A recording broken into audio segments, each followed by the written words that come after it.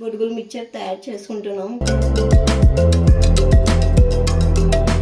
మేము ఇంట్లో బొరుగులు మిక్చర్ తయారు చేసుకుంటున్నాం. పిల్లలు ఈవినింగ్ స్కూల్ నుంచి వచ్చినారు, కొద్దిగా స్నాక్ చేయమంటే పిల్లల కోసం కొద్దిగా బొరుగులు చేసుకుంటున్నాము. ఒక 3 స్పూన్ల ఆయిల్ వేయండి. కొద్దిగా ఆయిల్ వేడి అయిన తర్వాత కొద్దిగా గుడ్డలు వేసుకోండి. సన్నాన్ని మంట మీద చేసుకోండి, ఎక్కువ అయితే మాడిపోతాయి.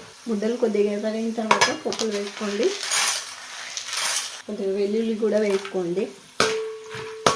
దీంతో పాటు కరివేపాకు పొడి, ఎండుమిరపకాయలు వేసి దీంట్లో కొద్దిగా పసుపు, కొద్దిగా కారం, ఈ ఉప్పు.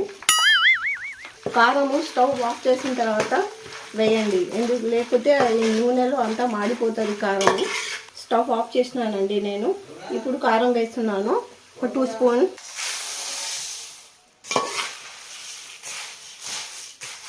ఇందులోనే కొద్దిగా మిక్చర్ వేసుకుంటున్నాను.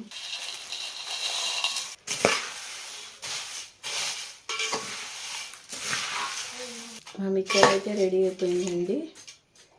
ఇప్పుడు మా ఆయన తిని ఎట్లా ఉందో చెప్తారు. ఇప్పుడైతే మా ఆయనకి ప్లేట్లో తీసేస్తున్నాను, టేస్ట్ ఎట్లా ఉందో చూసి చెప్తారు.